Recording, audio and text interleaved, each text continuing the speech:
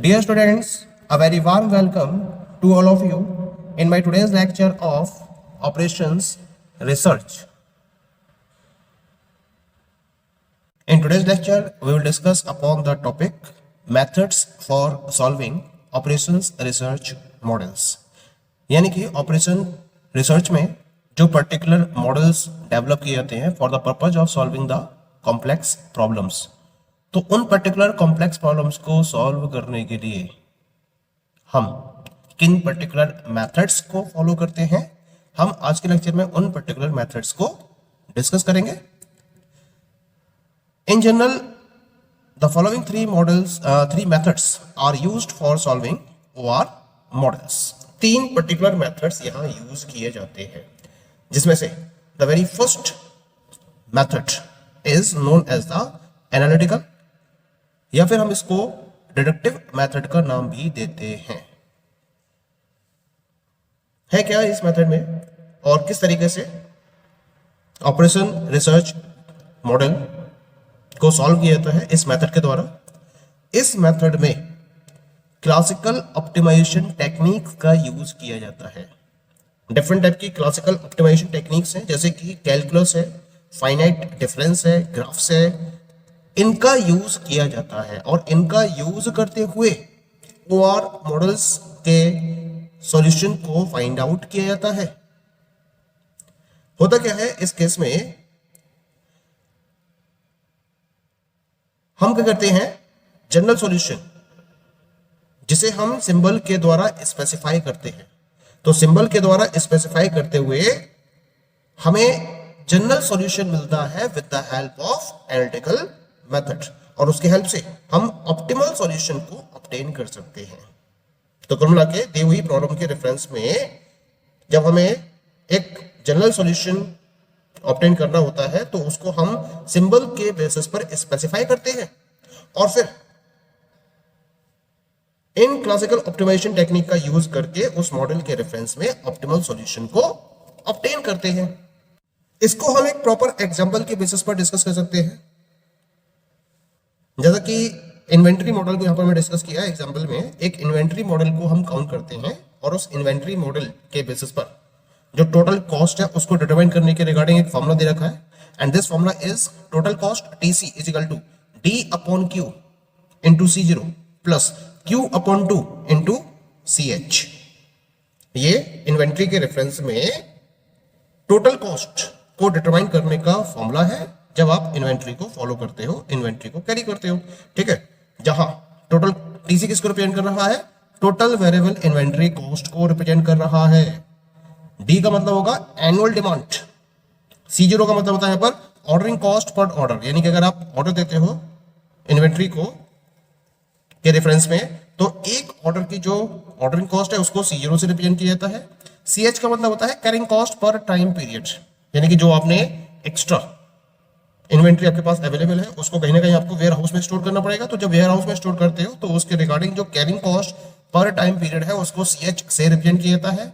Q का मतलब होता है साइज ऑफ एन ऑर्डर, यानी कि जो एक ऑर्डर आपकी तरफ से दिया जा रहा है उसमें आपने कितनी नंबर ऑफ यूनिट्स मटेरियल की ऑर्डर की है वो Q से रिप्रेजेंट की जाती है. अब होता क्या है, जब हम इस पर्टिकुलर इन्वेंटरी मॉडल की बात करते हैं और इसका यूज करते हुए जब हमें इकोनॉमिक ऑर्डर क्वांटिटी को डिटरमाइन करना होता है, ये वो पर्टिकुलर क्वांटिटी होती है जहां पर जो टोटल कॉस्ट होती है वो मिनिमम होती है. तो जब हमें टोटल कॉस्ट को मिनिमाइज करना होता है, ये टोटल वेरिएबल इन्वेंटरी कॉस्ट है, इसको मिनिमाइज करना होता है तो इसके रिगार्डिंग हमें एक फॉर्मूला ऑब्टेन करना है, that is the EOQ is equal to √2DC0/CH. जैसा कि मैंने लास्ट में यूज किया इसको, लास्ट में इसको ऑब्टेन किया है. तो इसको ऑब्टेन किया जाता है by using the calculus technique. इसमें दो डेरिवेटिव का यूज किया जाता है कैलकुलस के रिगार्डिंग. फर्स्ट डेरिवेटिव के बेसिस पर हमें ये वैल्यू मिलती है और सेकंड डेरिवेटिव के बेसिस पर हमें पता चलता है कि वैल्यू मैक्सिमाइज होगी या मिनिमाइज होगी.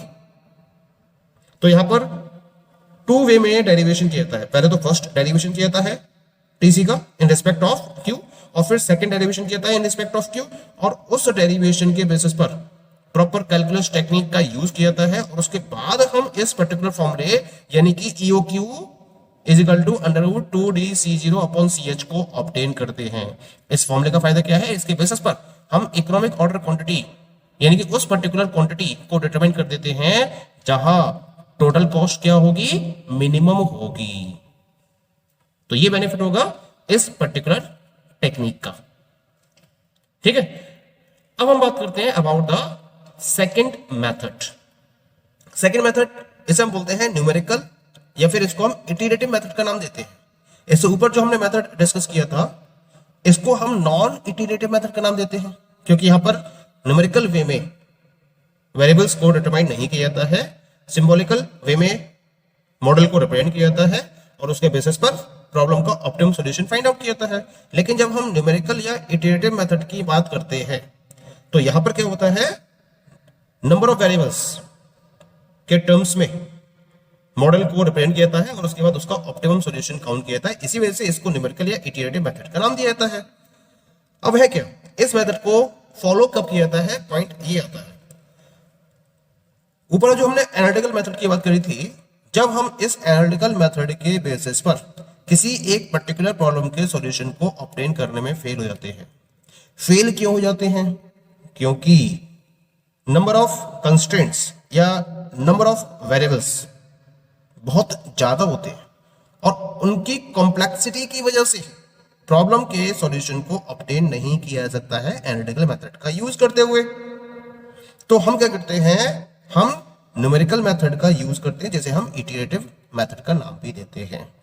तो यानी कि जब नंबर ऑफ वेरिएबल्स या फिर कंस्ट्रेंट्स ज्यादा हो जाते हैं और उनकी कॉम्प्लेक्सिटी बढ़ जाती है, तो कॉम्प्लेक्सिटी बढ़ने की वजह से एनालिटिकल मेथड के बेसिस पर प्रॉब्लम के सॉल्यूशन को फाइंड आउट नहीं किया जा सकता, तब इस मेथड का यूज किया जाता है। पॉइंट क्लियर हो गया। अब है क्या, इस मेथड का यूज किया जाता है, किस तरह से हम प्रॉब्लम का सॉल्यूशन निकालते हैं इस मेथड के द्वारा। इस मेथड में प्रॉब्लम को डायरेक्टली सॉल्व नहीं किया जाता है।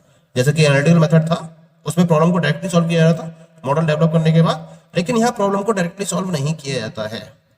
सबसे पहले क्या किया जाता है, एक जनरल एल्गोरिथम को अप्लाई किया जाता है, जिसके बेसिस पर एक स्पेसिफिक न्यूमेरिकल सॉल्यूशन को ऑब्टेन किया जाता है। यानी कि अगर आपको एक न्यूमेरिकल सॉल्यूशन ऑब्टेन करना है तो उसके लिए आपको एक एल्गोरिथम को अप्लाई करना होता है और उसके बेसिस पर ही हम दी हुई प्रॉब्लम के सॉल्यूशन को फाइंड आउट कर सकते हैं। अब जो न्यूमेरिकल मेथड है वो स्टार्ट कैसे होता है, it starts with a solution obtained by the trial and error. यहां हम ट्रायल एंड एरर को फोकस करते हैं और ट्रायल एंड एरर को फॉलो करते हुए हम क्या करते हैं, और हाँ, उस ट्रायल और एरर के साथ साथ सेट ऑफ रूल्स को भी फॉलो किया जाता है और उसके बेसिस पर हम एक क्या कर लेते हैं, एक फिजिबल सॉल्यूशन को ऑब्टेन कर लेते हैं। ये अभी सॉल्यूशन ऑप्टिमम नहीं है, ये अभी आपके पास फिजिबल सॉल्यूशन है। ट्रायल एंड एरर और सेट ऑफ रूल्स के बेसिस पर जिस सॉल्यूशन को हमने ऑब्टेन किया है वो अभी फिजिबल सॉल्यूशन है, ऑप्टिमम सॉल्यूशन नहीं है।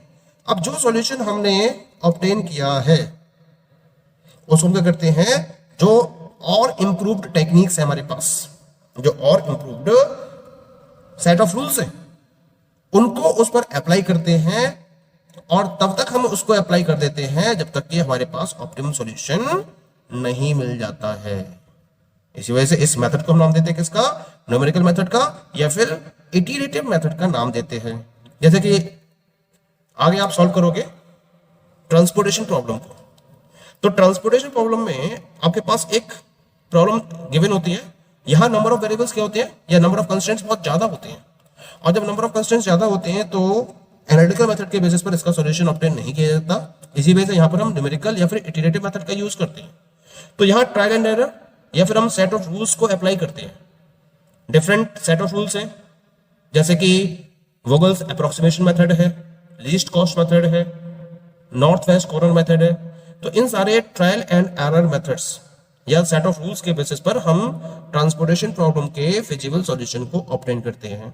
अब जो सॉल्यूशन मिला है वो ऑप्टिमम हो भी सकता है या नहीं भी हो सकता है। तो इसके ऑप्टिमम सॉल्यूशन को फाइंड आउट करने के लिए हम क्या करते हैं, इंप्रूव्ड टेक्निक का यूज करते हैं, जैसे हम मोदी मेथड यानी कि मॉडिफाइड डिस्ट्रीब्यूशन मेथड का नाम देते हैं। तो इस पर्टिकुलर टेक्निक का यूज करते हैं और इसे तब तक हम यूज करते रहते हैं जब तक कि हमारे पास ऑप्टिमम सॉल्यूशन नहीं मिल जाता है। तो इस मेथड को हम क्या कहेंगे, न्यूमेरिकल या फिर iterative method. That is clear to you? Now we come to the third method for solving operation research model, and this is popularly known as the Monte Carlo method. क्या कहना है इस मेथड का? This method is based upon the idea of experimenting on a mathematical model by inserting into the model specific values of decision variables at different points of time and under different conditions, and then observing their effect on the criteria chosen for variables. यानी कि ये जो method है वो mathematical model के experimentation पर based है, और इस एक्सपेरिमेंटेशन में क्या करा जाता है, जो डिसीजन मेकर है वो क्या करता है, जो मॉडल है उसके अंदर डिसीजन वेरिएबल्स की स्पेसिफिक वैल्यूज को इंसर्ट किया जाता है, वो भी डिफरेंट पॉइंट्स ऑफ टाइम पर और डिफरेंट कंडीशंस में। तो डिफरेंट पॉइंट्स ऑफ टाइम और डिफरेंट कंडीशंस को ध्यान में रखते हुए जो डिसीजन वेरिएबल्स की स्पेसिफिक वैल्यूज हैं उनको मॉडल में इंसर्ट किया जाता है, और मॉडल में इंसर्ट करने के बाद फिर जो उनका इफेक्ट है उसको ऑब्जर्व किया जाता है। हालांकि जब उनके इफेक्ट को ऑब्जर्व किया जाता है तो उस क्राइटेरिया को ध्यान में रखा जाता है जो उन वेरिएबल्स के लिए डिसीजन वेरिएबल द्वारा डिसाइड किया गया है। तो डिसीजन मेकर ने जो क्राइटेरिया डिसाइड किया है उसको ध्यान में रखते हुए इनके इफेक्ट को डिसीजन मेकर द्वारा ऑब्जर्व किया जाता है।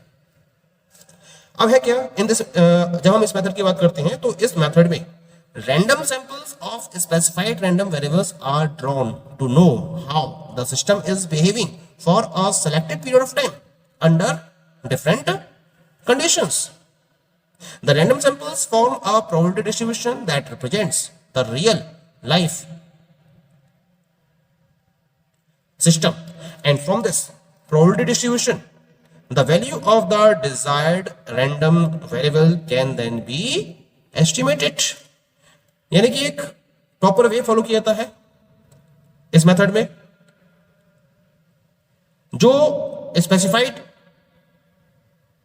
रैंडम वेरिएबल्स हैं उनके रैंडम सैंपल्स को ड्रॉ किया जाता है, और उनके रैंडम सैंपल्स को ड्रॉ करने के बाद डिफरेंट कंडीशंस में सेलेक्टेड पीरियड ऑफ टाइम के लिए सिस्टम पर उनके बिहेवियर को प्रॉपर्ली ऑब्जर्व किया जाता है। जो आपने रैंडम सैंपल्स ड्रॉ किए हैं वो एक प्रोबेबिलिटी डिस्ट्रीब्यूशन को फॉर्म करते हैं, और जो प्रोबेबिलिटी डिस्ट्रीब्यूशन उनकी तरफ से फॉर्म किया गया है रैंडम सैंपल्स की तरफ से, वो रियल लाइफ सिस्टम को रिप्रेजेंट करता है। तो रियल लाइफ सिस्टम की प्रॉब्लम को सॉल्व करने में इस मेथड का यूज किया जाता है, और इस पर्टिकुलर प्रोबेबिलिटी डिस्ट्रीब्यूशन के बेसिस पर जो डिजायर्ड रैंडम वेरिएबल्स की वैल्यूज हैं उनको प्रॉपर्ली एस्टिमेट कर लिया जाता है, क्योंकि आपने डिफरेंट वैल्यूज को फॉलो किया है, और जिस वैल्यू के बेसिस पर आपको ऑप्टिमम सॉल्यूशन अपने क्राइटेरिया के बेसिस पर मिल जाता है वो आपको प्रॉपर सॉल्यूशन प्रोवाइड कर देता है। तो हम इस पर्टिकुलर मेथड को नाम देते हैं किसका, मोंटे कार्लो मेथड का। Okay, so basically these three methods, analytical method first one, numerical method second one, and Monte Carlo method third one, is used in operation research model solution. Okay, thank you.